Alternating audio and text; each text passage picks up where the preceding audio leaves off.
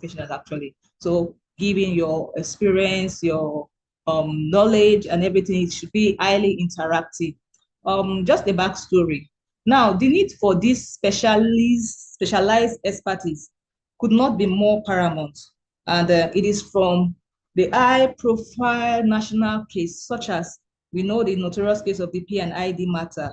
And it is a case that really exposed the critical systemic vulnerability in how complex international commercial agreements are structured, managed, and litigated across Africa. Now, these costly shortcomings are frequently rooted in deficient legal drafting, inadequate risk management, and fragmented administrative oversight during especially the post-award implementation.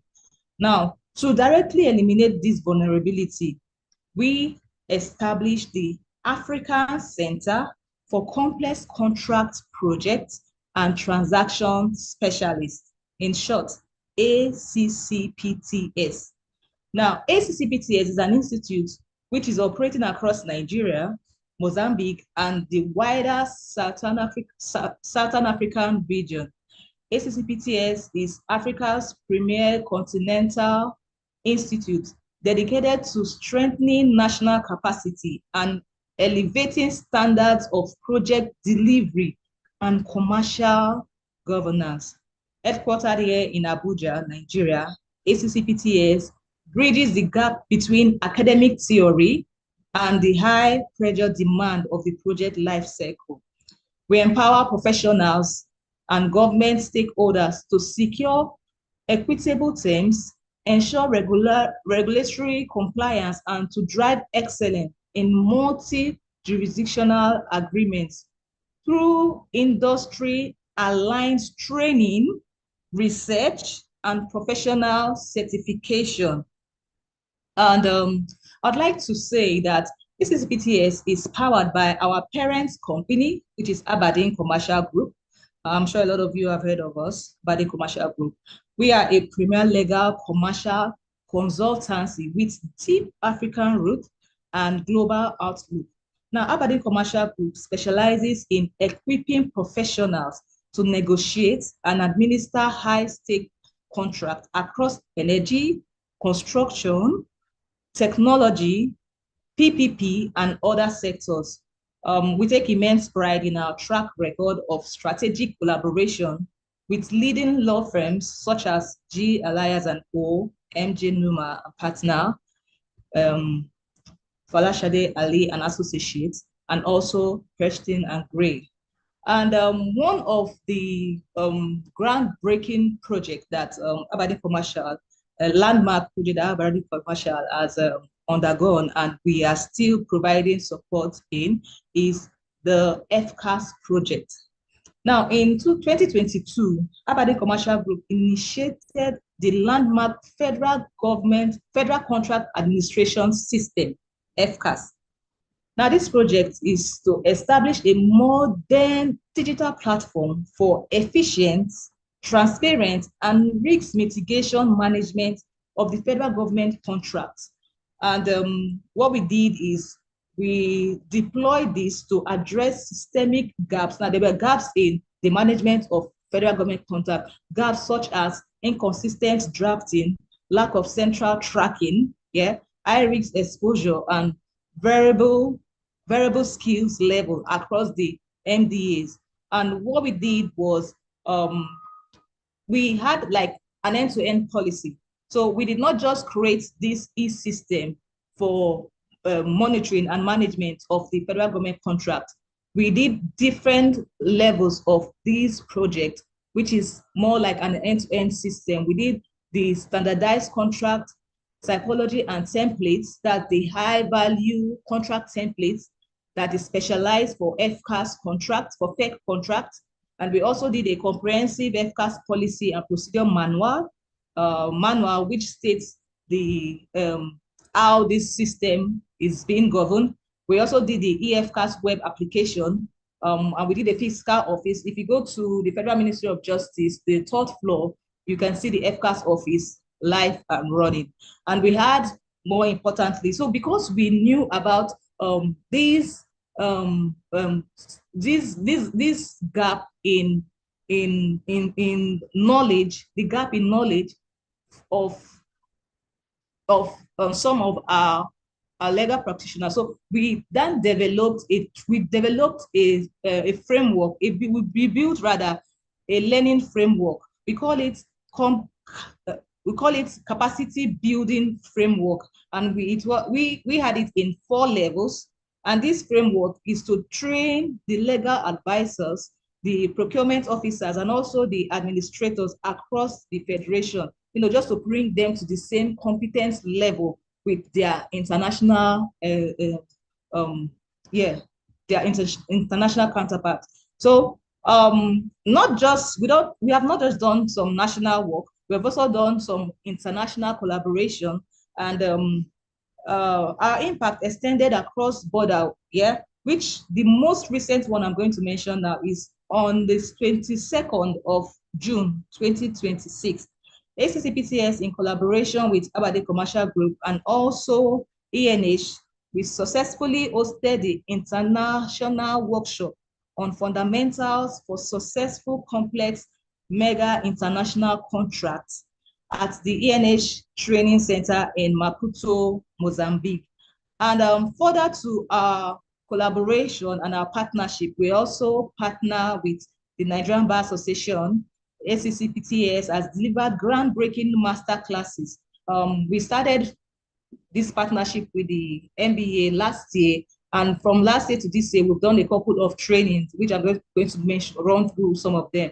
We did the mastering contract for mega projects and transaction fundamentals. We did the project transaction conceptualization and contract scoping. We also did a course on anticipating, avoiding, and resolving issues and disputes in mega contracts. Then we did one in mega contract and project risk management. And today we are doing one on standard term contract. Also, by next month, we are also going to have one other powerful and amazing training program too. Yeah. We want to invite every professional here today to join the Institute as a member and pursue professional certification as a complex project specialist. Now, this is a new field.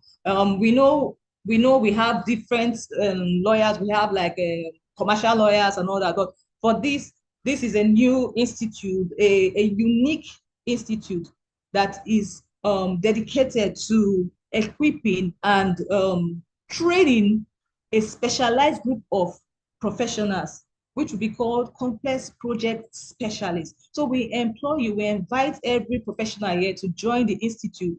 And for membership and certification, we have for inquiry, please contact us. Right now, I think we should have our contact details on the screen right now. Now, let me just run through a brief of what you'll be gaining as members of this institute. As a member of the ACCPTS, you will gain professional credibility and recognition. That is credential and certification. Yeah, that is one. Then listing in ACCPTS member directory, positioning you to referrals and cross-border engagement as a professional. Yeah. Then learning and development. Yes, you have access to our curriculum on complex contract, project structuring, and transaction management via the learning management system. You also have discounted or priority access to new courses, workshop and master classes as they are released. You have discounted fees on our international programs. You also have like the case studies and precedent materials down from real transaction across energy and extractive sector. Network and community is one of the things that you also gain benefit from being a member of this institute. You have access to a community of practice with peers working on similar deal type. You will have mentorship access from senior industry leaders and practitioners. Then you also have a career and business development. That's another thing that you gain to in being part of a member of this institute.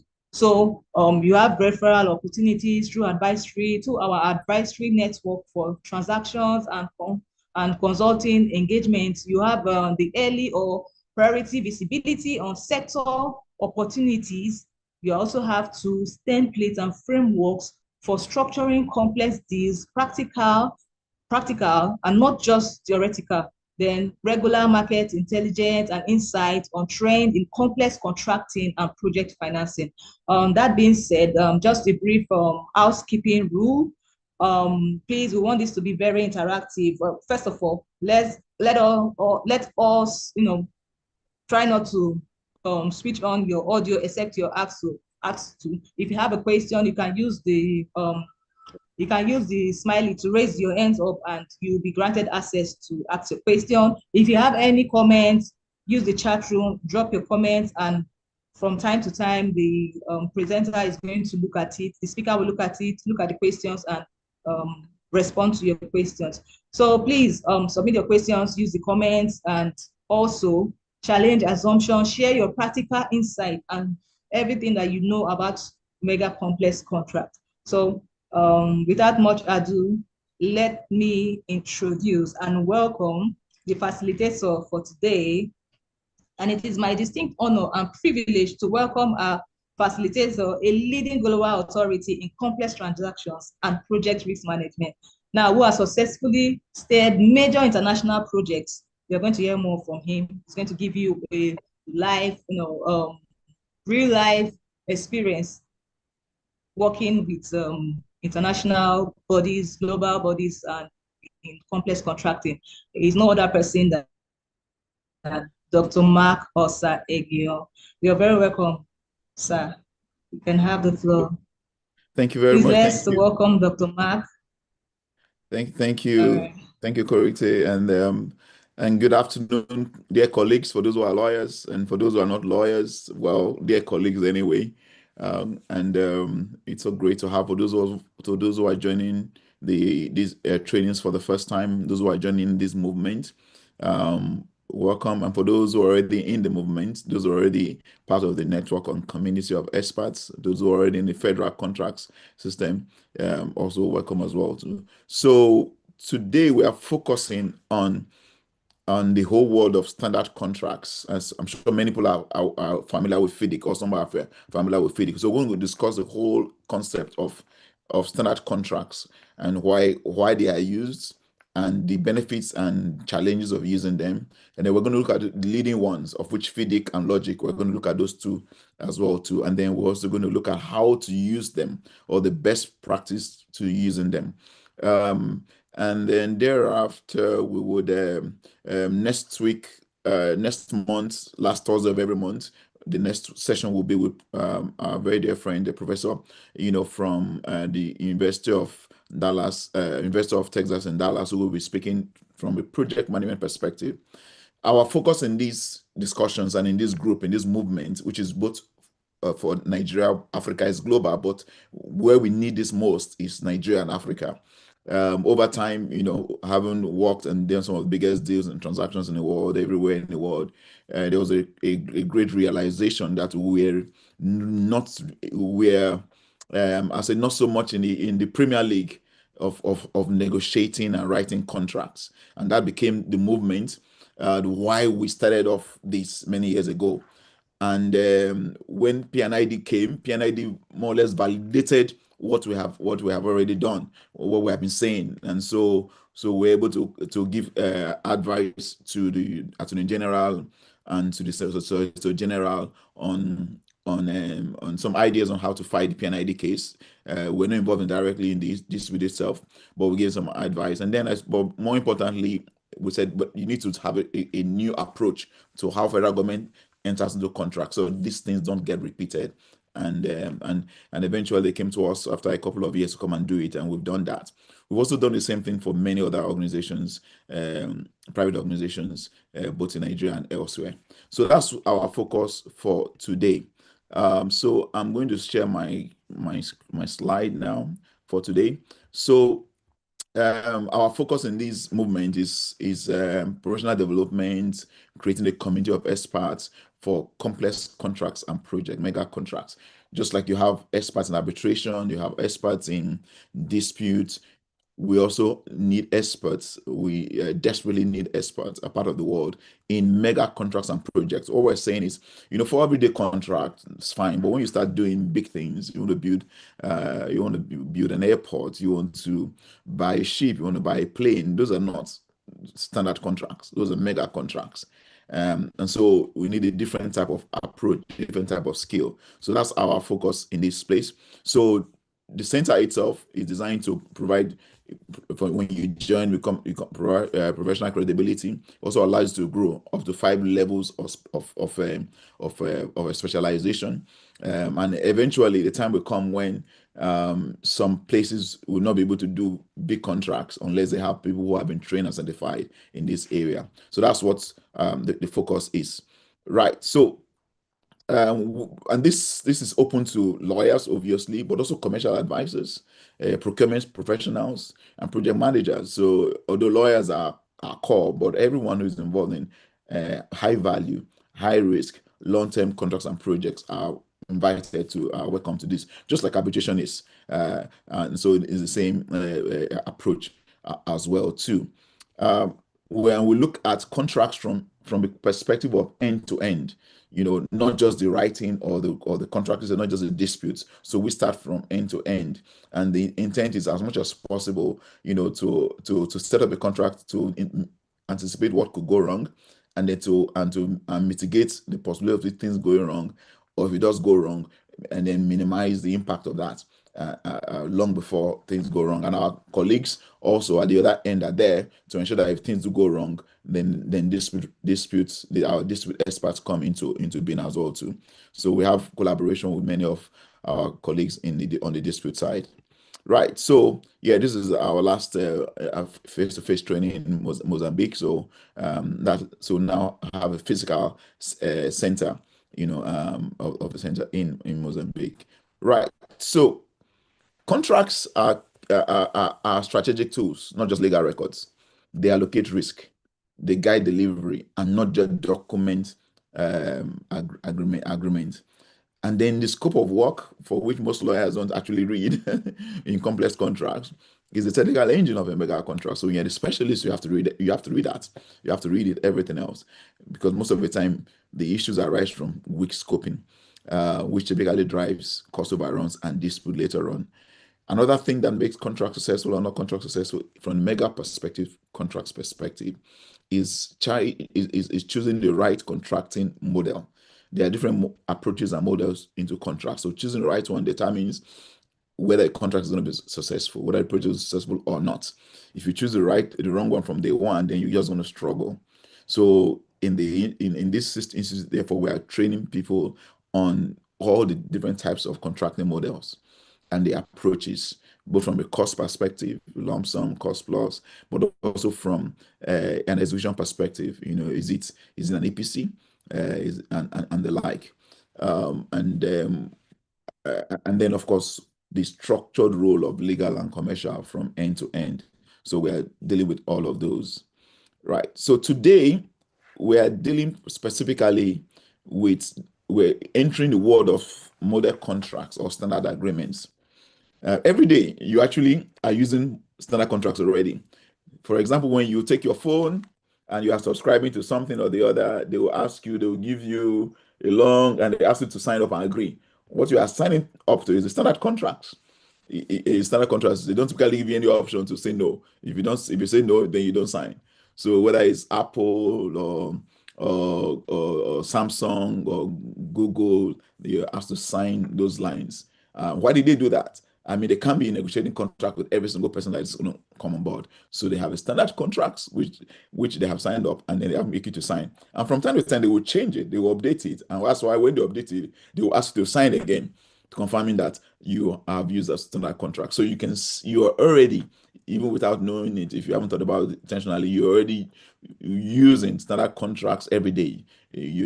When you sign up to all these consumer agreements and arrangements. Why did they do that? Because they can't be negotiating contracts with the millions of people who sign. So they set up the standard, their best experts look at it, then they say, hey, everyone, if you want to contract with us, you want to do business with us, sign. And that's really what the standard contracts do. So So, like I said, for those who have been with us already, in June we were in Mozambique, and that and that is that's founded. So let's remind ourselves what makes some contracts mega contracts, and what makes some contracts very complex contracts. Value is it, but not just the value. It is the complexity involved that translates a contract from a simple or medium scale contract to not just high value but mega. So some of the highest value contracts projects, so billions of naira, billions of dollars, but also very high risk, very very high. The value may even be not so great, but if it's very very high risk, that means when things go wrong, the possibility of the impact of it can be significant. So therefore, it's a mega contract. What else? Typically, you have huge claims and disputes arising from this type of transactions because they're big. And then you also have the possibility of very high rates of failure, very high rates of failure. And for those who have been with us already, you will notice that we have the data showing the percentage of high value contracts or mega contracts. The rate of failure is very high, very very high. It ranges from about 44%, depending on which part of the world you are in, to in some parts of the world literally 70% high failure rate. Failure rate means that eventually the contract was not on time, or not on budget, or it was not up to the quality that was expected. So very high failure rates. And as we have seen in Nigeria and Africa, the rate is even much higher. And these calculations have been done by both the lawyers, by the economists, and also the engineers. And so we have all the data for that. Another peculiarity of many of these kind of contracts is that there is a very high regulatory interest in many of these areas, and so that's another thing that makes some contracts mega or not. And this is to also remind us that for what we're doing right now, there's going to be for those who are interested. I got a call yesterday, and so mentioning that now, we're going to have a 2 weeks his 2 weeks advanced master class in University of Aberdeen, in one in October, another one in March 2027. In case you're interested, please let us know. That's a 2 weeks course at University of Aberdeen, where we go much deeper, and in return for that, you get a certificate. And then those who want to go into masters, you can use some of the credit to go into a full masters as well too.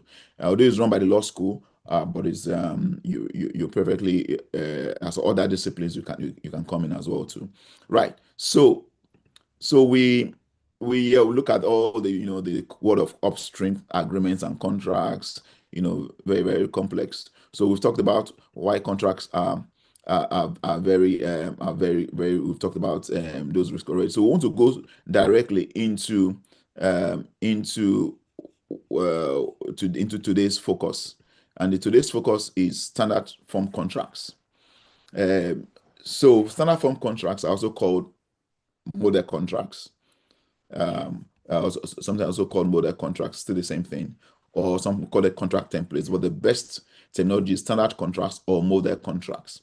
These are agreements with standardized and boilerplate clauses to form either a non-negotiated contract like the one you sign with Apple, or the other has non-negotiated. Whether you like it or not, if you don't sign, you can't get their product, and you need their product, you have to sign. So those ones that non-negotiated contracts, that means you can't do anything differently. Or a starting point for drafting contracts. A starting point for drafting contracts. So there are two approaches. A standard contract can be non-negotiated. That means you sign, give it, take it or leave it. We're not going to negotiate with you. Or a starting point for drafting contracts. So more often than not, the one that we have a relationship with, or we can do something about, is the second type of standard contracts, where contracts that you used to start a relationship with. Now, if we ask ourselves, the contracts that we sign or we negotiate for ourselves, we draft for our clients, where do they come from? Number one, they can come from either party. One party may sign up, we may start it. It may be, let's use a purchaser, or a buyer or a seller. So either party may start off the contract, maybe the lawyer, and that starts off a draft and sends to the other, and then that becomes the basis of conversation. Sometimes they can also go and get a standard from somewhere else. Okay, let's use this standard because that one is something we're happy with, and then you use that as a negotiation point. And so different ways in which the original contract that we start off with comes from. So So it is in this regard that many organizations and professional bodies have prepared and designed standard contracts, which is projected at some certain types of work. And so the most of the ones that are very familiar, which we're going to look at them in detail, but these standard contracts are designed some by professional organizations. So, for example, there is the JCT contracts in the United Kingdom, Joint Contracts Tribunal. They came up with this standard contract. When I say United Kingdom, doesn't mean that it's only United Kingdom that are using them. Actually, most of them are global in impact, but it's just as to who designed it first, who drafted it. The second one is the Royal Institute of British Architects, RIBA. So you see some contracts called RIBA based. Now, when you are looking at the contract, you may not actually realize that it's either RIBA or JCT or ICT. If you're not an expert, you just simply take it and read it. But for those of us who are experts, you can almost tell which organization or which contract is this, what type of contract is this from.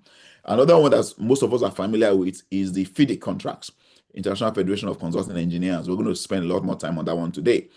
Another type of contract, which is very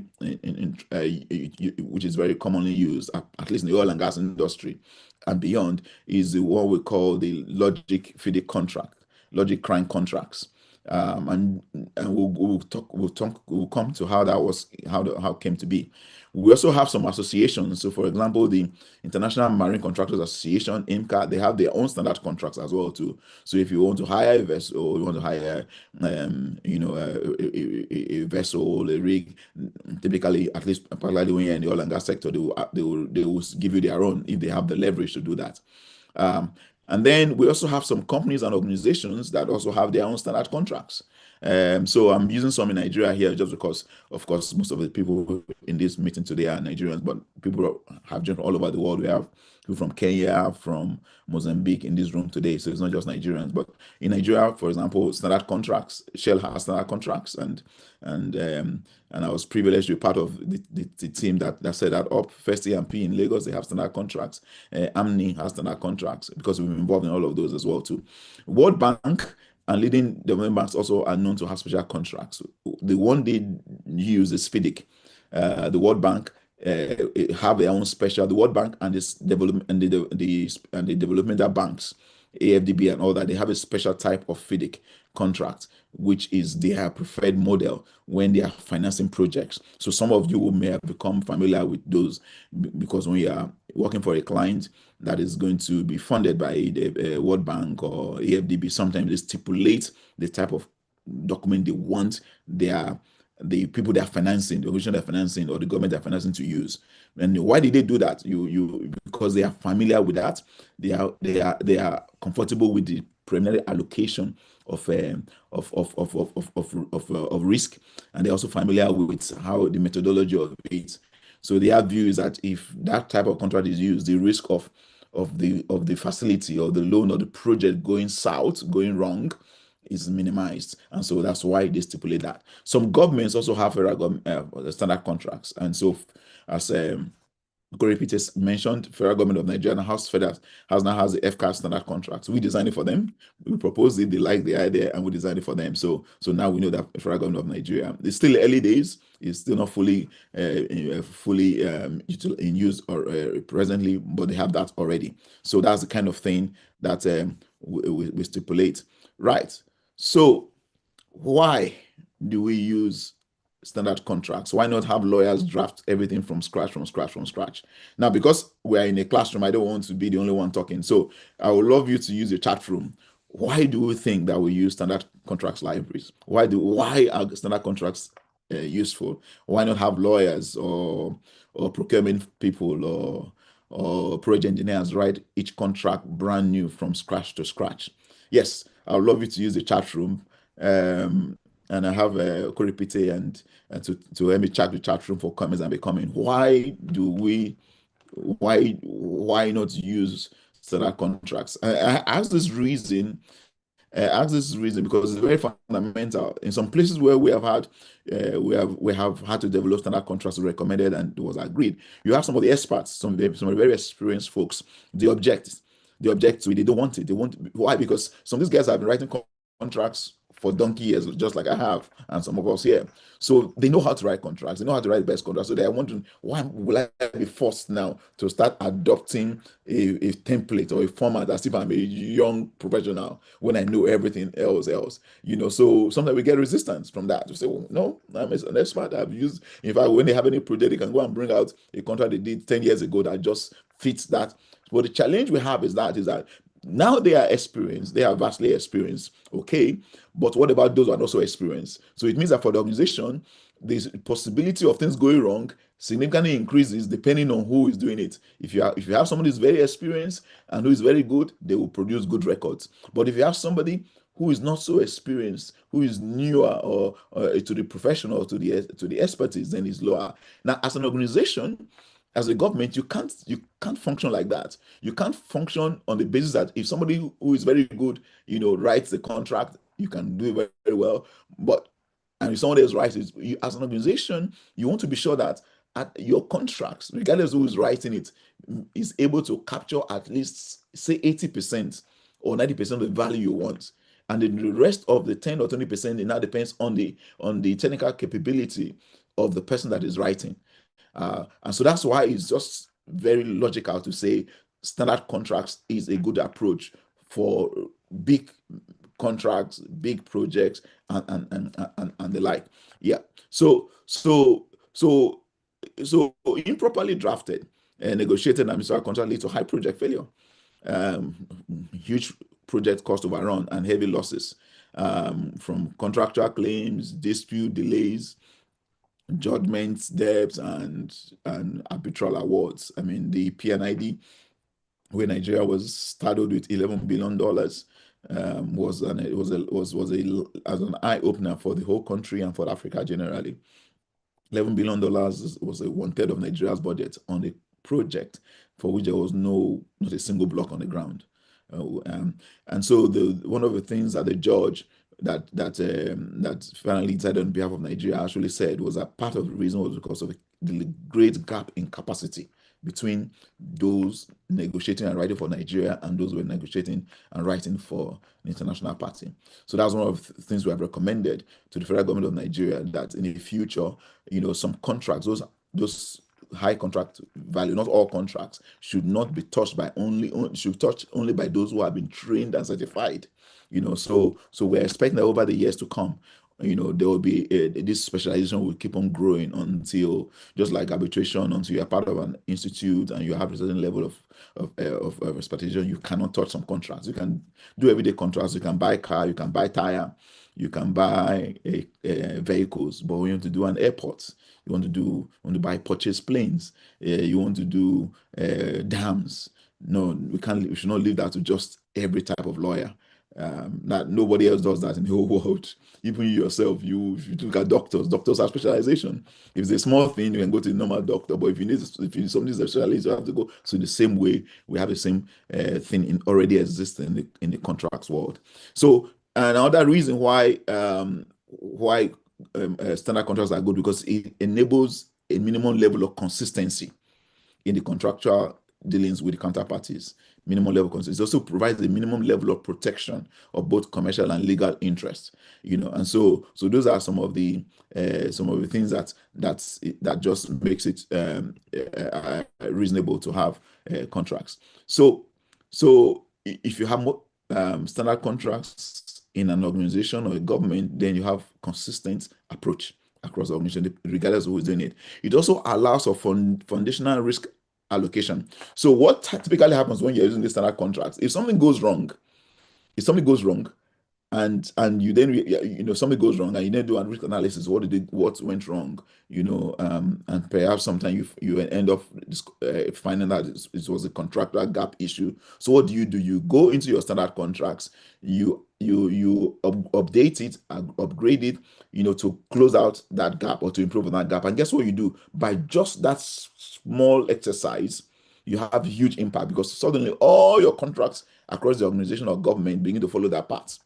Whereas if you don't have standard contracts and something goes wrong, you're not able to fix that gap systematically. You just have to depend on, oh, maybe the next time lawyers are writing or and other experts are writing, they can improve on it. Just to teach all of them, please, when next time you're writing, make sure you cover this gap. But you don't have to do that when you have standard contracts. You go to your standard contracts and amend and close that gap, and then immediately it's replicated across all organizations. So it allows for foundational risk allocation and risk assessment. It also enables higher level of certification. Over time, your contracts become more sophisticated, more specialized, and also it also allows for completeness as well too. And also it also enables the organization or the government, to ensure that the whatever systemic challenges or things they want to bring in innovation can be addressed singularly as well too, in that type. So these types of contracts allow for standard contracts, like on standard contracts or standard form contracts. They allow for these very sophisticated approaches to be undertaken.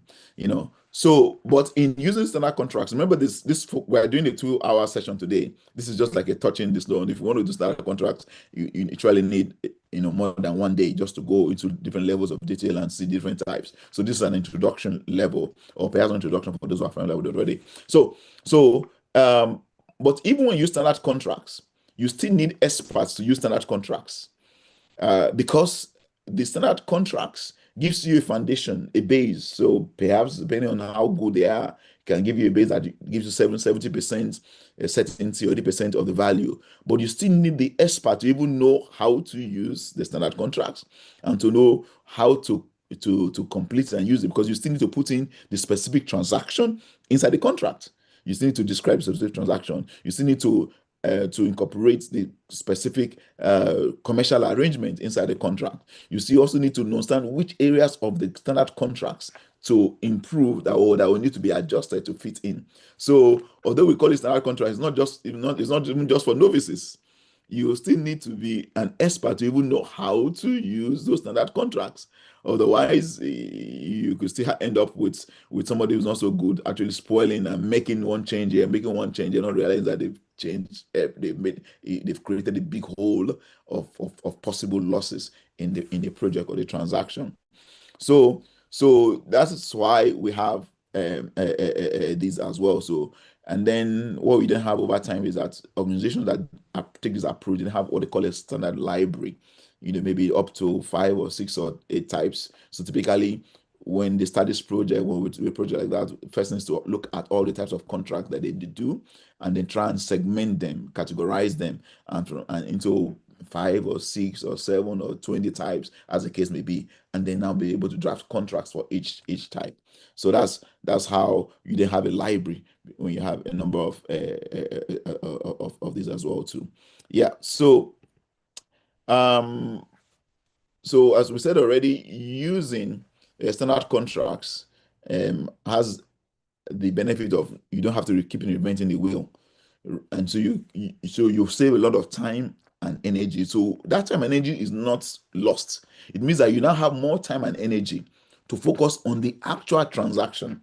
So instead of worrying about the A's and T's and dotting the I's and T's, a lot of your time is taken away. So it's not that the lawyer's work is lesser at all. It's actually more. The only difference now is that you are not spending more time on the really valuable stuff, and not spending too much time on the things that you have already formalized.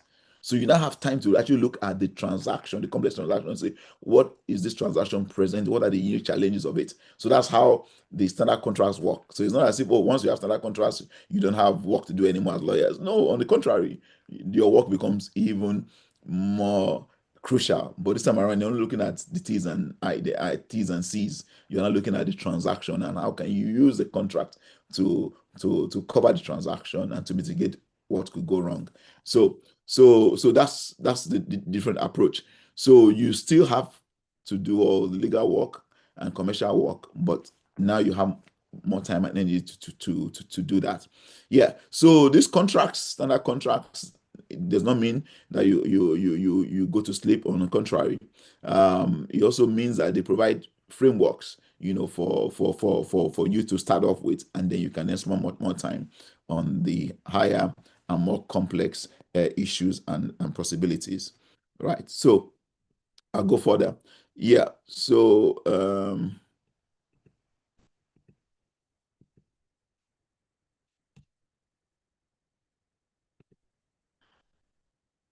I'll stop saying for a minute. I would just like you to take some comments before we then go into the second bit of it.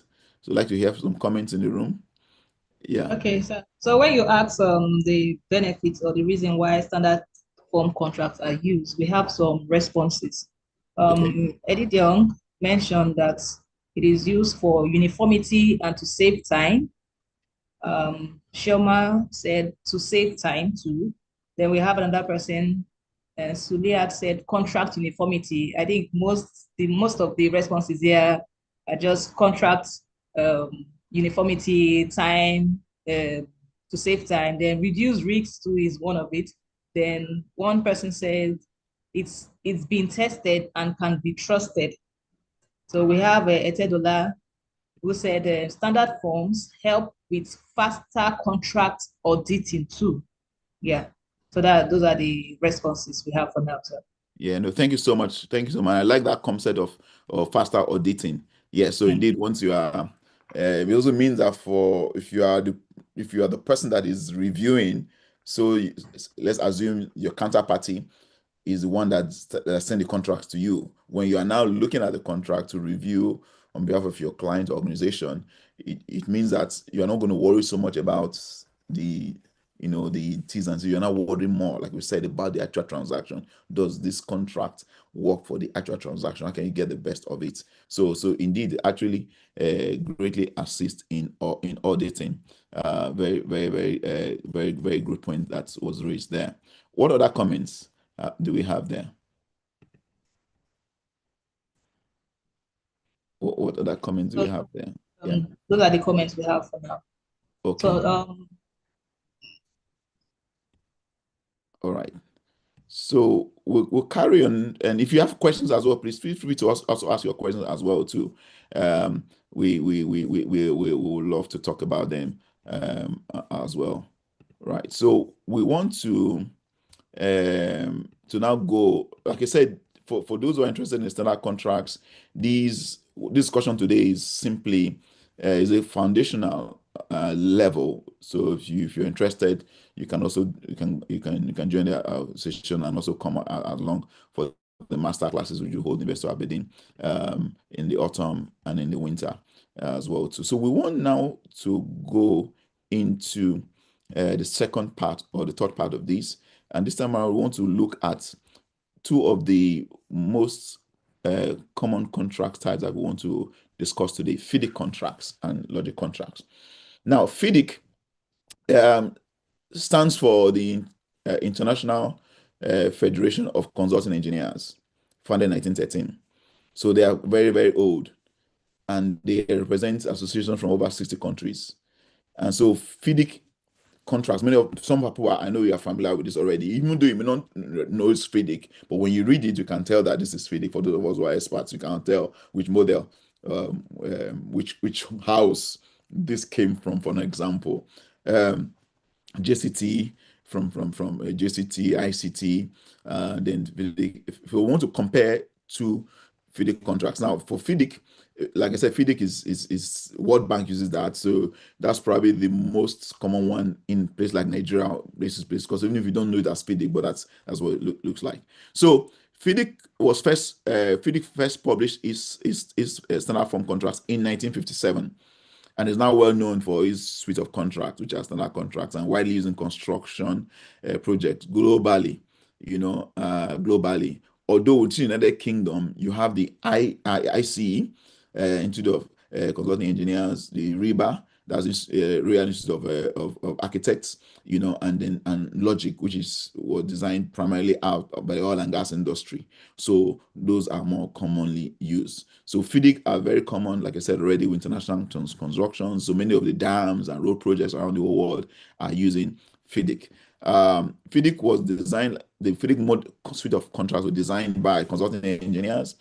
And it's interesting that as we go deeper, the role of engineer is crucial to the success of Fidic-based projects and contracts in the same way as the JCT and the other approaches. So what happened with Fidic is that the Fidic was designed by engineers, and the role of the engineer in the project is very crucial. Same with GCT. So in IRIBA as well too. So in the classical construction industry, big projects, what you had was that both the client and the project owner, the contractor and the project owner will typically appoint an architect or an engineer that sits in the middle between the project owner and the contractor. So an architect or something they call the clerk of the work or an engineer. So this sits like the middle person in between the project owner and the contractor. And so that is very unique because when you look at this contract, that role is still there. But in many parts of the world, we have omitted that middle space, which is occupied by an engineer who is supposed to be independent of both sides, engineer or clerk or architect of the work. So that middle space. So that is the way Fidic is designed. Fidic is designed to be best operated by engineers and by architects sitting in the middle. So this is very interesting because when you are doing Fidic from a legal perspective, unless you understand this perspective, the contracts don't. So some of the contracts don't really work when you miss out this very unique role that's supposed to be there. And if it's not existing in your kind of organization, then you need to figure out how to make that happen. For example, I know that in some of the government they don't actually have this role. And in many cases, they don't actually have this middle role, so it becomes a huge gap. So the Fidic itself comes in different colors. There's a red book. There's a yellow book. The red is prime for bidding and engineering works designed by the employer. The yellow book is for M&E, mechanical and electrical, building and engineering works designed by the engineer, designed by the contractor. Notice that this is one type is where the employer was one that was responsible for the design. Another one is where the yellow book is where the works are designed by the contractor. By the contractor's case, maybe you have the orange book for design, build, and turnkey. You have the green book, which is a short form, and then you have the yellow book, the silver book, which is for turnkey contracts. And then, like I said, now we've had since 2000. We've had in 2005. We've had the multilateral development banks. World Bank and MDBs, they have their own version of the Red Book. And then 2007, there was a good book for design, build, and operate contracts, a turquoise book for dredging and reclamation, and the white book for model services agreements in 2006. So Logic Crime was designed differently. The Logic stands for leading opportunities, and crime stands for cost reduction in the industry. So this was mainly driven by oil and gas industry, offshore oil and gas industry, because they enter huge mega projects all the time, and they must work. They must work, and so not just oil and gas, but oil and gas offshore. Although it covers the whole oil and gas sector, oil and gas offshore, where the risk of things going wrong is just literally out of the chart and so complex. And these things you are doing all the time, it's not things you do like 1 in 5 years. You are doing that all the time. So a time came when there was a thinking that all those involved in these oil and gas contracts, these big ones, should come together. And so you have the engineers, you have the lawyers, you have the procurement people, and then you have the government was slightly involved to say, if we can have standard contracts, it makes life easier for everyone. and so they sat together, and that out of that came what we now call the Logic Crime contracts. Although it was based out of United Kingdom here in UK, it's now global. The challenge though that many of these contracts you will never see the crime logic on top. Nobody will actually say, oh, it's crime logic based. It's just that when you're an expert in this field, like some of us are, you know immediately which type of contract you are dealing with as well too. And that already tells you who started it and the ways are designed. And the approaches are very different. We're going to look as well too. So like we said, one thing that is notable about the Fidic suite of standard contracts is the lead role taken by the engineer. Whereas in the logic model, there is not an equivalent role. The nearest of that role is a company representative. So there's no middleman, so to speak, in as you have in logic. As you have in crime, so in Fidic, you don't have that in logic crime. So the best you have is what we call the company representative. So in engineer's role in the Fidic can be summarized as a design, supervision of the contractor, and the project certification and the adjudication of disputes and differences between the contractor and the employer, or the project owner on an ongoing basis. So the engineer is the one that does final approval and checks and certification and consent examination. And although when he does this, it still does not relieve the contractor from his responsibility under the contract, including contractors to remain responsible for errors, omissions, discrepancies, and non-compliances. Yeah. So the engineer, that's if he's appointed, sits in the middle and allocates, issues, almost like a soft way of mediation. Well, not mediation, but on an ongoing basis, if you know what I mean. Yeah. So the engineer also has the power to issue instructions to the contractor, usually in writing, though there's also a procedure for oral instructions, which the contractor is obliged to carry out. Previous to 1999, the Fidic model required the engineer to act with impartiality in making determinations. Since 1999, the engineer, as with the employer in the logic model, is required to make fair determination in accordance with the contract and taking into consideration all relevant circumstances.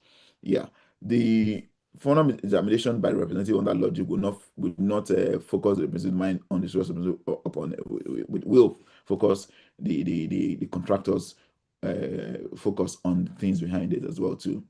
So the engineer, though, under Fidic has no right to amend the contract. So he has no right to amend the contract. It's only his or her role is just to sit in the middle and facilitate things. Yeah. So I'm not going to go into more of this. I'll skip that for today because they're quite sensitive. But a number of things are very interesting for extension of time and liquidated damages. There's special provisions for that as well too. But obviously beyond today's the conversation as well too, what has been dealt with. So if we then go on to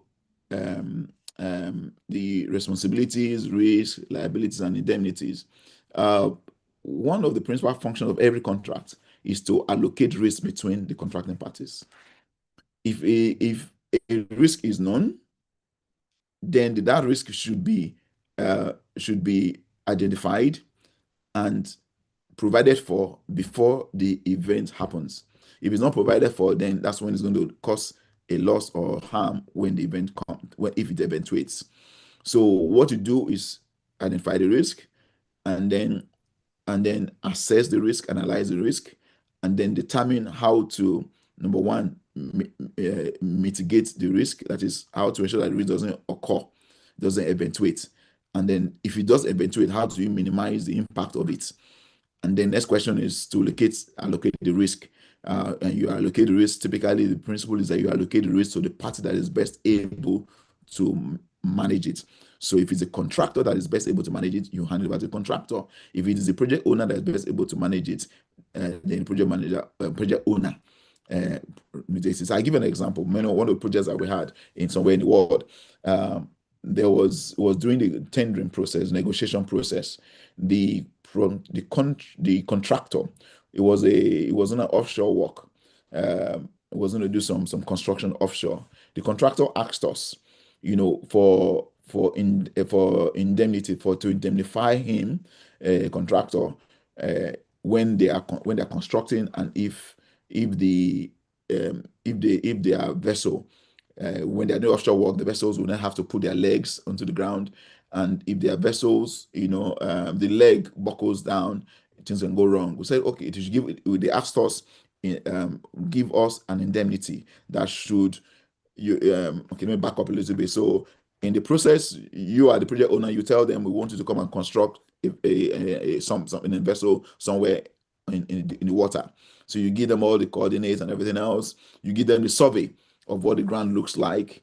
And on that basis, they give you a price, and they're going to use this rig or this vessel to do that. So when we're now negotiating, they then said, actually, you would like to give an indemnity, give us a line to say, if should something go wrong, you indemnify us for the consequence of things going wrong.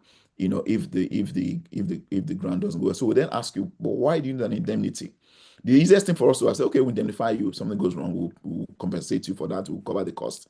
But that will not have solved the problem. You've only identified the risk. You have sort of identified who will take the costs if things do actually go wrong, but you haven't tried to minimize the possibility of it occurring. So we asked the contractor, this tenant contractor, why are you asking for this? Rather than simply just giving you a line, yes, we give you yes or no. They say, oh, well, in the last project they did, the project owner gave them survey reports of seabed. And on that, the survey report suggested that the ground was strong enough, the seabed was strong enough for them to put the leg of their vessel.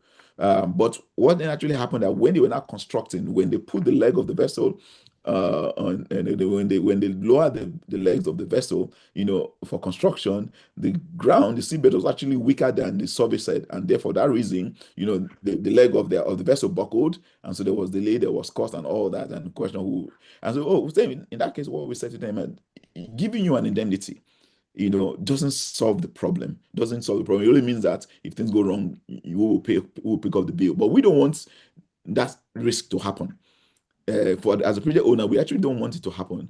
So what we're going to do is engineer, so the contractor, we have done our survey report. This is our survey report. You've seen that already. But since you're not comfortable with our own, instead of us giving the MET, we will pay you. How much will it cost to do your own survey? They give us a price. So in that price, we'll add the price to the contract price. So we'll pay you to do your own survey so you're comfortable. Because what we really want is that the legs don't buckle, that the ground is not weaker than you contemplate. But that's the only way we're actually taking away the whole risk. And that's what did at the end of the day. We pay the contractor, to do their own survey. And of course, the project went on very well, because now they have our survey, they have their own, so they can think of how best to put the legs of their vessel down. So when we use standard contracts and the like, then we can focus ourselves on the things that are really of more value. So when the party identifies the risk, he has a number of options. He can accept the risk, he can mitigate the risk, he can share the risk, or pass the risk to another party, e.g. a contractor. So these are some of the things that we do with contracts. We also have to identify that a failure to understand not only liabilities and indemnities, but also the risk is what actually leads to a lot of disputes and contract failures. So care should always be taken to exhaustively identify all risk, and then to deal with them deliberately and carefully. So what do you do with risk? Responsibility, can allocate them, and make somebody else accountable for them. And then you can deal with that liability from perspective if they occur. Who will be legally responsible for the damage or the loss that occurs. And the indemnity means one party undertaking to be responsible to compensate the loss of the other party, to hold the other party homeless. You also have harmless, rather, I mean. You also have an insurance, which is a means of passing on or shedding loss or reallocating indemnity to an insurer in exchange for a premium to better assure that the liabilities and indemnities are adequately addressed. And so you have all of those things. So when we're not going to risk, we're thinking about a number of things. We don't want the risk to be left to the court to decide. You don't want the risk to let the court decide. You as much as possible, you don't want things to end up in court, because once things end up in court, we're going to be delayed and everything else. Even in arbitration, you want to minimize that. But one of the conversations we're having right now, like we say, work with a number of leading law firms in Nigeria. and globally, but Nigeria principally. So what we're debating amongst ourselves right now, that we're trying to shift the focus of to say we need to spend as much time trying to avoid disputes as well as managing disputes. So ourselves, our colleagues as lawyers, we already know what to do with disputes. But the question we're not asking ourselves is that if we are pushing this forward, that clients should also focus on how can lawyers help them to avoid disputes. The question is, will the clients be willing to pay for this new approach or this other opposite approach? They know now when the dispute arises, they can pay us for, they can pay the lawyers for either for court or arbitration, the case will be. That's clear. But can they also pay the lawyers who will help them to anticipate what can go wrong, rather than wait until the end and say we're going to go to arbitration or court, all the way from high court to the court of appeal to supreme court, and all the millions that can cost? What of if they can pay some of that money upfront to expert lawyers who can help to mitigate the risk of things going wrong? So that's the conversation we're having right now. And how do we move our profession, the legal profession, and our world generally, and also the clients to be able to pay the money they would keep and go and pay in courts? Can they pay the lawyers upfront? So that's the kind of conversation we're having right now. We'd love to hear your thoughts on how we can do that. So the questions, which party will best foresee the risk and things, conversations like, and then if you have all of that, typically many projects, good projects, you want to have a risk register where all the risks are written down and mitigated as well too. And then you also have I'm going a little bit faster, obviously, because we have just a couple of hours. Then we also have claims as well too. So both Fidic, as an example, has a different approach from Crime Logic. Crime Logic takes a separate, a different approach. The approach it takes is when there's a dispute, the people that are involved, the chief project engineer and the chief project engineer for both the contractor and the client come together. If they can't resolve, then they send it to the chief and the chief executive officers, the MDs of both companies. So it's like a mediation process, and then if that still doesn't work, then they go to arbitration typically before you then talk of court, as the case may be. But Fidic has a different approach, as you see right now. Fidic has a very detailed approach for claims, separate from procedure for federation. So this Fidic has what used to be called the DAB, Dispute Adjudication Board, which is now it has a different name now, and but what it is essentially is a very unique approach, which it wasn't the original, but it's a newish. It came up in the last 20 years. What the DAB does is that from the moment you have when the contract is being signed, if you do this very well, then you also establish a dispute adjudication board. So this dispute adjudication board is a standing board from the one set up at the time as you are signing the contract. So this board is just there, is all there. And so if this arises that the two parties cannot resolve, they send it to the DAB. So the DAB, each of them have representatives on the board, and then they decide. And whatever they decide, the parties have to implement. Now, if the parties agree they still have to implement, they can leave it until later on as a formal dispute, or even go to court or arbitration, as the case may be. So therefore, what you have in the DAB serves as a very unique role, and we're also recommending it now for when we have some big projects. We're recommending that, even if we are not using Fidic as an approach, but the DAB or DAB is a very good approach to have a standing panel, that, independent of both parties, which does what it is part of the project administration, and therefore during the contract period they can influence the performance of the contracting parties real time. So real time assistance and education. You can call it mediation. It's a form of mediation essentially. Is proactive rather than reactive. So you're not waiting until this occurs or before you are is actually standing board. It's also a formal process, and they publish their decisions and recommendations to the parties. It's a regular forum for discussing difficult or contentious matters, and is a valuable opportunity for the parties to avoid dispute by keeping proactive communications. And it's also very useful when you're having a big project that has multiple contracts on field. So you can have a DAR or a DAB that covers one contract or many contracts, but on the same project. So it's a very useful approach.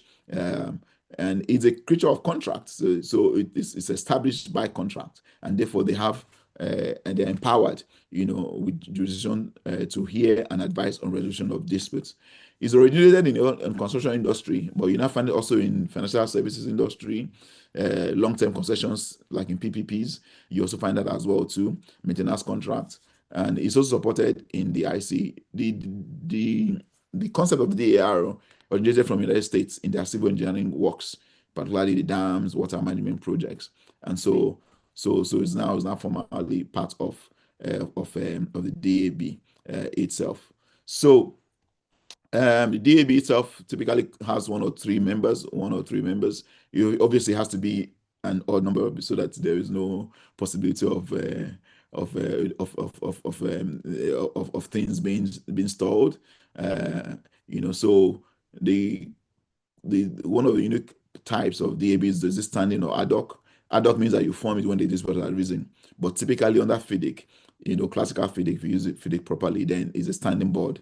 And then it's now evolved from DAB to DAAAB, DARs or DAB, but still same concepts. It's now dispute avoidance and education board, to help solve problems before they turn into formal disputes. So that's some of the things that are unique to DAB, the DAB in the Fidic. But there's nothing stopping, and this is what we strongly recommend as an alternative step, in terms of dispute avoidance as an ongoing basis. So I'll stop there for a minute, and any questions or thoughts on that, we can take that, or you can keep on using the chat room. We'll take questions later on. I want to go into something that is unique about Logic compared to Fidic and all the other engineering type contracts. And then that will be the last segment. Then we can then have a lot of conversation. So I'll pause for a minute. Florence, any questions or comments in the chat room? Just so we can, I can take a sip of tea and coffee. Yes, Florence, any comments? Yeah, there are a few comments, but I'm afraid there are responses to the first question you asked. I don't know if I should go ahead to read Please go ahead. Yeah, please go ahead. So this is from YouTube attendees. From YouTube, Deborah said, standard contracts help reduce errors and serve as a guide for consistency. Let me go back to the old messages that I've not read. Okay, so Grace said, it incorporates the technicality of each commercial sector. This is talking about in response to the benefit of using a standard form contract. Oh yeah, there's a very unique question here. So Shetima is asking if there's a standard form contract for the space sector. And if yes, which organization is responsible for the issuance of such contracts? Okay. Thank you. Okay.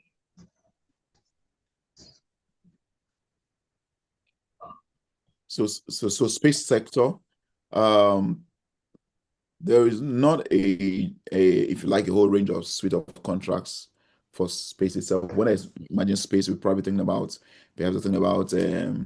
satellites and the like, as it were. Well, because of course it depends on what it's actually going to do. If it's a construction type thing, is it are you purchasing, purchasing space in a data space, are you purchasing satellite time, or actually purchasing satellite or launching satellites, and the like. So it also depends on what type of thing. So we're happy to provide, send us an email or talk with us after this one. We can go into a little more detail on that. Yeah. As Okay, well too. thank Yeah. you, sir. So there's another question from Israel, Mr. Israel Usman. He said, the Attorney General of the Federation has mandated reference to the Regional Center for International Arbitration. That's for all government-related projects. Said it is difficult to go to DAB. I think this is in response to when you were talking about Yeah. DAB. So the DAB, thank you very much for that. So the DAB is a dispute avoidance mechanism, Body. whereas arbitration is a dispute resolution. That means the disputes are arisen, and now you want either the arbitration or the courts to resolve it. But the role of DAB is different from that. What the DAB is trying to do is exist on it, is actually part of the project to deal with issues as they arise, so they don't become disputes issues, so that the issues don't become disputes that which end up in arbitration or disputes. That's a slightly different role. So you can use the DAB, but of course you have to agree. It has to be something that is agreed, say for example by government or by the particular project, and we can advise on you if you want to do that. So it's the role is different from arbitration or litigation. Because litigation and arbitration means that you've exhausted all possible means of resolving. Now you are taking into arbitration or distribution. So that's what the as a general has stipulated. So you are going to a panel, so you're going to a forum for the arbitration. But this is actually part of the project to say how can we ensure that when this would arise, we can resolve it within the course of the project. So it doesn't affect the project, why things are going. One of the things that happens when you have disputes is that dispute can sometimes just bring the project to an end, because people just get stuck. For example, if you are supposed to award the contractor is saying, this work we're doing now, because of something you didn't give to us, you have to pay us one additional $1 million, and the other side said no, we can't do that. And if we do that, we can't do that. We can't agree with you right now, because if we do that, that means we're not accepting that we are going to pay you that. We have to disagree. So what essentially the DAB does is that allows the parties within that space to take interim measures that allows the project to continue. Um, and then they can keep the dispute that they cannot resolve till later. Whereas if you go straight into arbitration, most of the time, either arbitration or litigation, the project comes to an end. The project stands still, and therefore the project completely get lost. So you have this interim process that allows the parties to carry on, as well too. Yeah. Thank you. Yeah. Any other? No other question for now, sir. Okay. So let's go back to our last point. So another very unique perspective for Logic. Obviously, I'm familiar with both sides, but for me, as well to I prefer the Logic. I prefer Logic approach. And so when we designed the standard contracts of federal government, the FCAS contracts, so what we approach we took was to bring the two together, but took the Logic approach and incorporated elements of Fidic into it, in the standard contract. Well, we have some things that we have not directly included, DAB, for example, unless there's the government is ready to actually, organization of the government that is ready to actually implement that. Perhaps that's something we will do in the next phase discussion with them. So the Logic has a very different approach. Remember what I said to you, that the Fidic, JCT, and IC, all those contracts were originally designed by on the premise that the architect of the works, who is an independent, who's semi-independent between both parties, or the clerk of the work, as the case, or the engineer, is in there almost like a third party moderator sitting in the middle.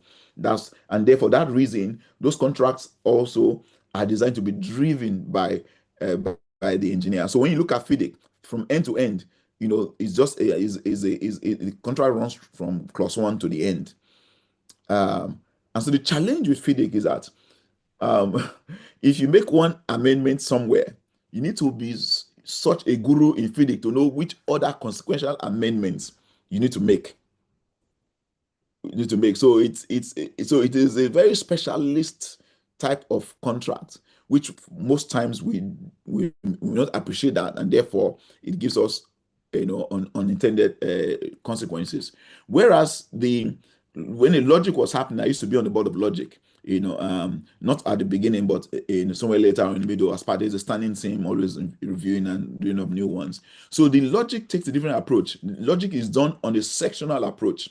So section one of crime logic is of the model is the form of agreement, or the what we call the legalese.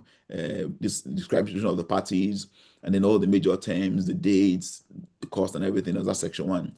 Section two is what we call the legalese, all the terms and conditions in detail. Section three is typically the scope of work. You can change that scope of work, or the price, as the case may be. So all the scope of works is described mainly in one section. And then in section four, it's typically the commercials, the contract price, how you derive that. And it could be 1 page, 2 page, can even run to 10 page, 20 pages, or even 100 pages, depending on how complex the contract is. Then you go to section five. Typically, section five is typically things like administration. How do you administer the contract? And then you go on to safety sections. So the logic is designed in sectional approaches. So that what that means is that you therefore can you have different experts on the project focusing on different aspects. So if you have an HSSC person, a health and safety, so they can focus on their section 7, for example, and they are well detailed in that. If you have the administration, contract administration, project administration folks, they can worry so much about the administration section, and then the pricing. So the engineer, accountants, and others can worry so much about the pricing section. So, but for the lawyer, obviously, that's what I always recommend. The lawyer has to read everything from end to end. Some lawyers agree with me, but you have to read it from end to end. So the way the logic is done is designed from a very pragmatic basis. Is a sectional contract. So you don't have to read all 500 or 600. If you are just like an engineer, you can go to your scope of work and go to your engineering standard and da da da da da. Whereas if you're an accountant, you can go to your the pricing section and on and on and on. So it's a sectional approach, and that is because some of these contracts can be up to 1,000 pages, can be sometimes over 1,000 pages. And you don't really expect everyone to read through, but the people who have to read through is a lawyer. Should read. Some lawyers agree with me, but I take the view that, and everybody that we train and equip, you got to read everything from end to end. That's why you're the lawyer, because some of the things that are in page 900 may have an impact on what you've written in page 1 or 2. Some lawyers take a different rule and say just focus on the sections 1, 2, 3. But the point we're making here today is that logic has a sectional approach. And so for federal government of Nigeria, that's the approach we adopted in designing and proposed, and they agreed, with us. And that's what we have selected for the federal conservation system. So the other alternative approach, like we said, is an end-to-end document, which is what Fidic does from A to page 1 to page 90. Just reading, you have to. There's no differentiation between the sections as well too. So typically, the sections we have. If you take a similar approach, the first one is a form of agreement, and then under the form of agreement, you then have schedule of quick reference details and key details. So you can look at that section 1 and get a full picture of the contract, what the parties, what's the summary of the work, start date, end date, pricing, etc. Then section 2 is all the legalese, all the legal clauses, contractual clauses, the main one, suspension, breach of contract, everything that's large part of legal. Then is section 3. Sometimes is scope of work or the scope of the service. This way you actually go into detail and describe what's to be done. And then the section 4. Sometimes people change it between 3 and 4, but section 4 is the pricing section, and remuneration, what's the cost and how the cost is calculated, when it will be paid, all of this is inside there. Then section 5 is ambition of contract, all it is to actually administer the contract. Again, when you are a major contract specialist, you have to know all of these things, because what could be a big issue, your contract working or working, can be somebody sitting inside section 5 and not your section 1. So as a lawyer, that's where we are different. If you become a specialist in this area of mega contracts and projects, you have to know all of these. Not just only most lawyers only stop at maybe 1 and 2 or 2 and 3. Really, 1 to 1 and 2. Maybe some will go to 3. But we are specialists in mega contracts and projects. You have to read everything. You have to be expert everything else. Yeah. So that's the kind of thing that happens in this space. So that's the yeah. So we'll stop there. We'll stop there, and we'll ask for questions, comments, clarifications. And now you can ask your questions if you want to. If you want to open your mic and ask a question directly, feel free to do that. The folks in the room will allow you to do that. If you also want to, we also would like to hear from you your your reflections, not just your questions, but also your reflections or your comments, reflections on what you have been hearing, perhaps the things that have changed from what you know before now, and also what are you going to do, what should we all do differently going forward. Yeah. So that's where we now open the room for questions, conversations, disputes as well too, or challenges. We may have a different view of some of the things we talked about. We are happy to hear that from yourself. Yes, please. So please, can we check the chat room for comments, conversations, and if you want to open your, if you want to ask your questions, you can be granted audience to open your mic and ask directly. I can see my very dear friend, Prof. Hi, Chief, the dean of the law school in Port Harcourt. Thank you so much for coming. We are collaborators. We do a lot of things together over the years. He did his PhDs here in Scotland. So thank you, Prof. Thank you for joining us today. Yeah. Florence, any questions? Koripite, any questions and reflections? Okay, no questions yet.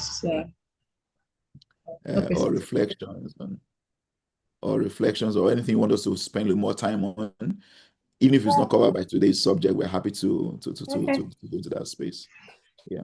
Just to remind us, the last Thursday in August, we're now having a session with a very dear friend, who will be, she's a professor of project management practice. That is not just project management practice. So we have, in this world of special contracts, there's a process we normally have. We'll call it, so normally we'll call this course, and for those who come to the master class in Aberdeen, it's called project management for non-project managers. So in other words, what do you need to know as a lawyer doing complex contracts and projects from a project management perspective? That you don't need to become a project manager completely, but you need enough, because a lot of the principles that we're talking about is management. Like I just told you how the contract was structured. That is project management. To know that how you describe the parties in the contract, you describe, the legal terms, you describe the scope of work. Lawyers have to know all of these things. So next month will be a very dear friend from Dallas. She will be teaching us on project management, the minimums that lawyers doing complex contracts should understand. Yeah. Okay. Good afternoon. Please go ahead. I can hear you. Yeah, please. Thank you. So my name is Suliat, and I'm joining this for the first time. This is the first time, and this has been really, really insightful, and really educating, and I can say mind-blowing. But I want to ask, for the institute, do you have online courses? Do you have online courses for, let's say people who are based in Nigeria but wants to do your master's? Do you run it online? Okay, so very good question. So yes, we have. In fact, most of our sessions are online like this, and then online like this for the institute itself, for the center for the center we're doing, and then we have a relationship with University of Aberdeen. So for those who want to, so what then happens with Aberdeen, that some of what you do here can then count towards either a diploma or a master's, as the case may be. But for that, you can do it completely online, or you can do half online, half on campus as well too. So with that is a slightly different arrangement with Investor Aberdeen. So you're happy to do that, yeah. So what I would recommend if you want to do that is to come for the master class, which is a 10 weeks one. So 2 weeks on site.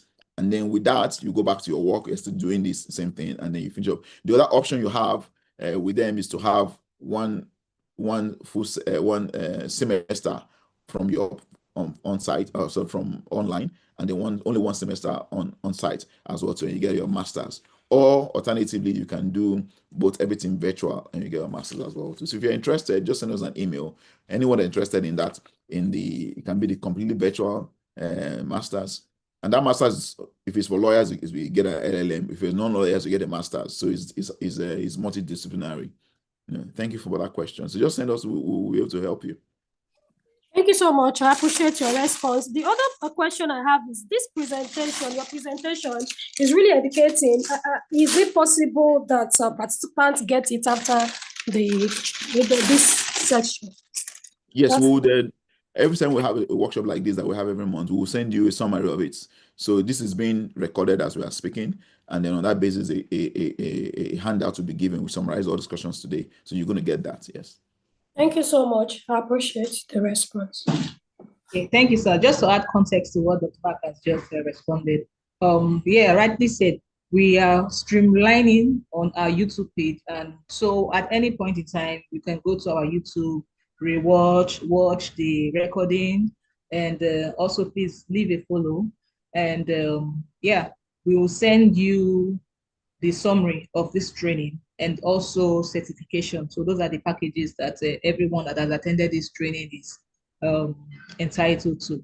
Then for all the lawyers practicing in Nigeria, the MBA ICLE is going to send you your certificate also. Thank you.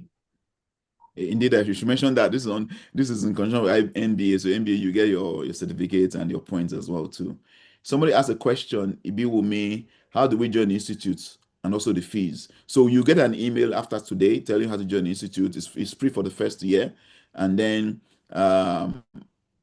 you are we have 5 levels of membership, which is based on the courses and trainings you do. So the first level, you're an associate, you're a member, but then you go out way. The highest level is a global expert. Global expert means that after you've done the trainings and certifications, you've done the trainings, and then how you have engaged with it, then over time we can then say you've moved up. So easily you can start right now. What you do is that you attend the trainings, and then like we've done today, you then do a short overview and report. You send it in to show that you have engaged with what we have taught today. So that's how we assess. How we assess is we send you your questions, which everybody will get. But if you answer that, and then we can then that as evidence that you have engaged with the subject of today.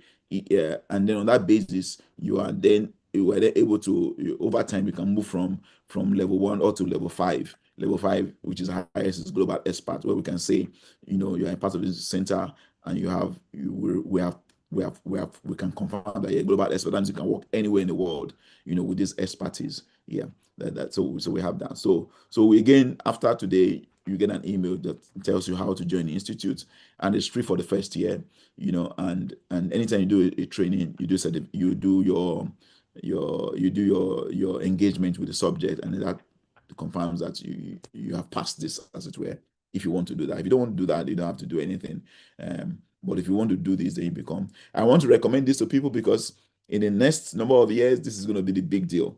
The High Court in London, was very clear in PNID case. He said a large part of why that thing happened, of course, corruption was a factor, but the major issue the High Court identified was a significant gap in the capacity. The people were negotiating for PNID, and people were negotiating in Nigeria. They were not on the same platform at all, and that's the reason why we started this. We've been doing this now for nearly 10 years.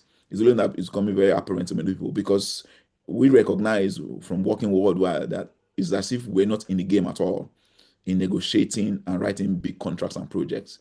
So long before PNID, we already identified this issue. That was why we were able to recommend to the government of Nigeria, then as General Solicitor General, and that. when PNID paid and they just validated what we have been working on as well too. Yeah, and we have a whole course in Investor Aberdeen, and we have books and all that as well too. So just confirming what the person said. Yeah.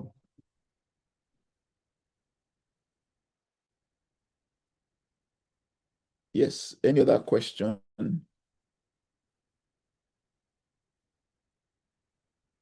Comments? Yes. We would like to hear from people then, since what are your takeaways from today? Number one, first of all, how will you summarize what you have heard today? Number one, how will you summarize what you heard today? Number two, what has changed between what you knew before and what you now know? What has changed? What has changed today because between what you knew before and what you now know? And then number three, what are you going to do with what you have learned today? What are you going to do with what you learned today? And then who are you going to who or with whom or which forum are you going to do something what you have learned today? Please feel free to answer any of those questions. Summary of what you have learned today. Use the chat room, please. We'll read them all out. And what summary of what I heard today. Number two, what have you heard today that is different or from what you sort of knew before, understood it? Was so different? It was a landmark paradigm shift, between what you knew before and what you're not doing, or things you're not even aware before. Then thirdly, what are you going to do? What you have heard today? Where are you going to communicate this with? What are you going to do after today? We'd love to either you can use the chat room or we can open the mic for you if you put up your hand so you can quickly. We have about 10 minutes to go, 10, 15 minutes. So we want to go. It's now your time, your space. Yeah. Your reflection. So we're in a reflections mode. Yeah.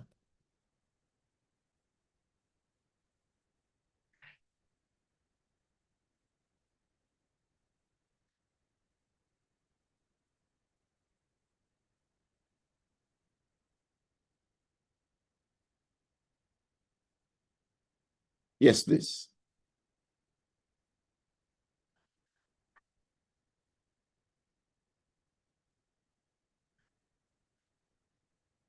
What are your takeaways from today? What will you do differently? And who are you going to communicate this with? We'd love to hear from you. So summarizing what we learned today, we started off with, going back to what is the world of complex contracts and projects, and why this is a specialist field. It's not so. If you're a lawyer, for example, this is an opportunity to become a specialist in this field. So every lawyer, most lawyers can write basic contracts. Buy a car, buy a tire, build a house. But when it comes to big things, you want to build an airport, you want to build a dam, you want to buy planes, we can't give that to just any lawyer. You have to be specialist people. The language I like to use is, if you have a vehicle, you have a car, you have a driver. Now, the day you decide to buy a plane, you are not going to say because a plane is also a vehicle. Therefore, you're going to get your driver that is driving your vehicle, your car, and say, please come and fly my plane. Because after all, a car is a vehicle, and a plane is also a vehicle, moves people from one place to the other. You won't do that, would you? It's the same way. We will not expect organizations, governments to use the same lawyers or engineers or procurement that are used to building houses, building houses and buying tires, and use them when you want to buy a plane, you want to build an airport, you want to build. No, no one else in the world does that. It's only in a part of the world sometimes we do that kind of thing. You don't do that. You use specialists for these. So that's what we are recommending. That's why, and eventually it's going to happen. It's going to happen. Federal government have adopted that approach. People have been trained, people have been certified over time. A time will come when they're going to draw the line. If you haven't been part of institute, have been part of this level of training, you can't touch this type of contracts and projects. Yeah. So that's what we're looking to do, and it's not for everyone, because some people are like experts in arbitration, disputes, experts in financial, so different. But if you want to be an expert in this area, in these mega contracts and projects, then you are in the right place. You're in the right place. Yeah. Thank you so much. Florence, please, can you read the comments for us? Can you read the comments for us? Okay. Yeah. So let me take the comments. A comment from Mohammed Ibrahim. He says specialist contract require a rigorous scope, both in perspective and application. So we also have a Ekon Epenyon, quite interactive. I want to go deeper into the concept of this contract.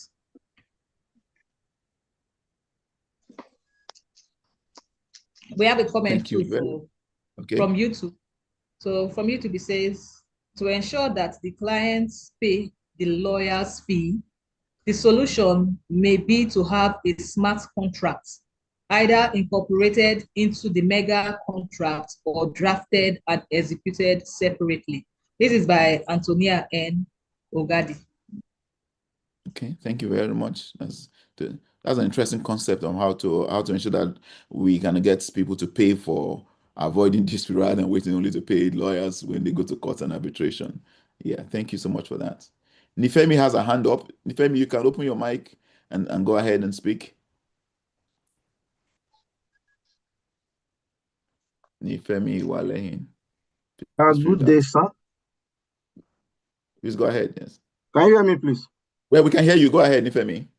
Oh.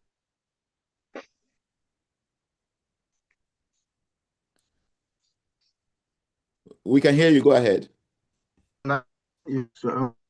Say contract on it. Yet I can relate, and I think I have up to 3 of your certificates already, so I've always been following up. The contract we're working on is actually Fidic based. So today I'm happy to learn about Logic and other forms of contracts. And I'm also happy with the differentiation we're able to make between the DAB and arbitration. I've been confused about that before now. And the differentiation between Fidic and Logic. So Fidic is clause-based. I see that at work every day, different clauses.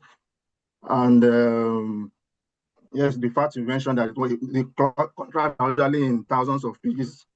The contract we're working is 1,000, is 1,000 plus with several exhibits and all of that. So I can relate with that. And I would love to know more about Logic. You say it's section based, and it seems from the way you're presenting it, it to be simpler and easy to relate with. Yeah. I know I can relate with some of the issues that we're having with feeding. This one will come, an engineer will come, or commissioning engineer will come and say, okay, what? Please let me check this. You'll be searching everywhere, all over the exhibits. I usually, because you have different places, and I think the Logic contract you spoke about is usually better from the way you presented it. So I would actually love to know more about that. I would say thank you very much for all you do. Thank you so much, Nifemi. So you are part of the institute already. Excellent. So the question you raised is a very interesting one. So when you're using Fidic, like we said, most of the time you don't have a choice. He who pays the piper, he takes the tune. So in such cases, just like when you are signing something for Amazon or Google, they don't give you a choice. If you don't click yes, you agree with the contract, then they won't like. So in some cases, when you are doing, for example, a World Bank funded project, they will insist that you use Fidic. So you have no choice to use it. But it's good to know the different approaches so you can also, when you have a choice, to stipulate which one you can use. And also something you can also convince them as well too. So the point you raise is that yes, you have so many thousands of pages and also reports. Even with Fidic, even with Logic, you still have that as well too. But the difference with Logic is that everything is sectional, so you know which one to focus on, and then the sections, at the attachments or the exhibits are attached to relevant sections. So you can almost look at like a textbook where you can look at this and look at this. Whereas with Fidic, you have to know it so well that you know that if I make changes in section in clause 7, it have an impact on clause 51. So that's a slightly very important difference between the two. So thank you so much for for sharing that that insight. I like that so much. Thank you. Abdul Basit, you also want to speak? Please feel free to open your mic and speak.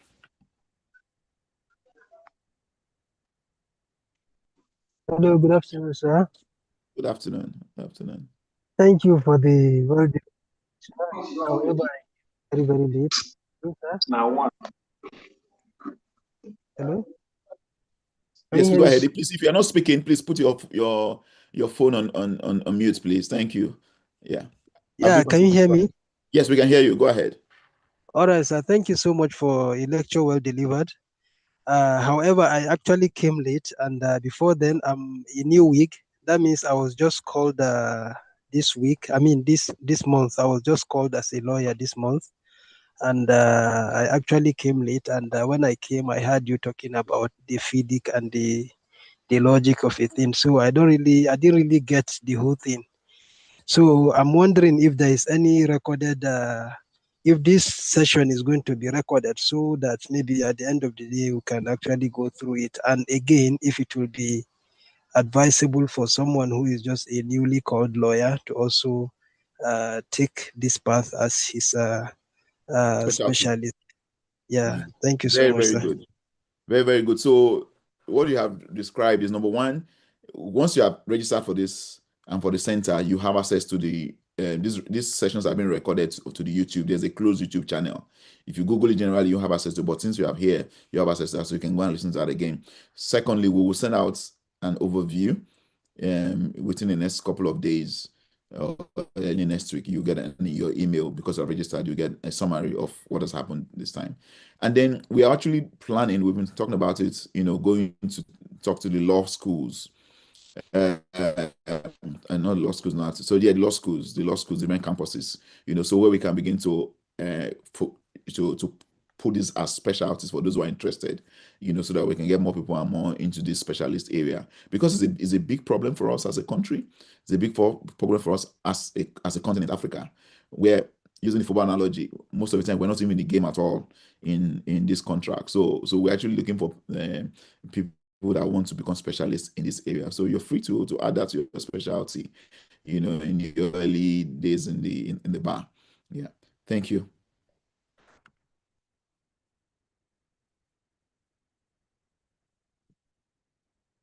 Okay.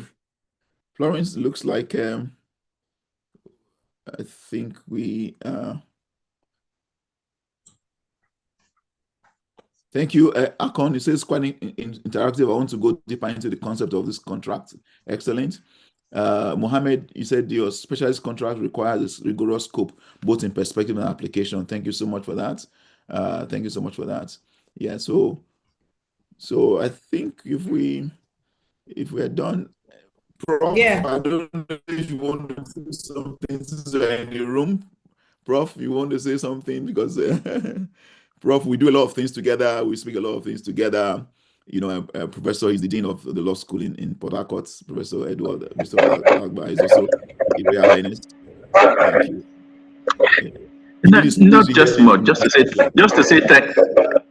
say thank you, because it's quite exciting, and it's good for us as lawyers and for law students, and it's important. It's an important area of specialization.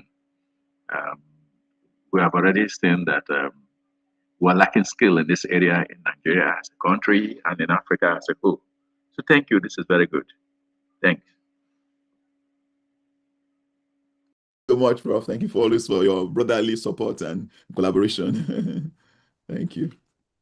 Okay, Florence, we hand back to you. Thank you very much. Yeah. Okay. Thank you very much, Prof. Thank you, Dr. Mark, for that very insightful session. I learned a lot. And I also want to thank everyone that has taken our time to join us in this session today. And please don't forget about the session on project management with Professor Anna Ladipo of the University of Texas, Dallas, and our very own Dr. Mark will also be speaking. That's next month, October 27th, Thursday. Our trainings are usually the last Thursdays of the month. Yes. So please set aside this day to be available for the training. And as I have earlier mentioned, you are going to be having the summary of the training today. We'll have them sent to you by early week of next week. Yes, the early days of. Correct. Then also you have your certification from the Institute, certification of attendance, of participation rather, from the Institute, and also for all the Nigerian lawyers, they will have their certification from the MBA, ICLE. Thank you so much. Thank you so much for being here once again. And please have a very lovely evening. And yes, don't forget also that we have this session recorded on our YouTube page. So you can go to our YouTube page, subscribe, listen to the recording. You can make notes and just refresh your memory. And it's a great stuff there. So we also have other trainings that we've done earlier there on our YouTube page. So have a very wonderful good evening. Bye, everyone.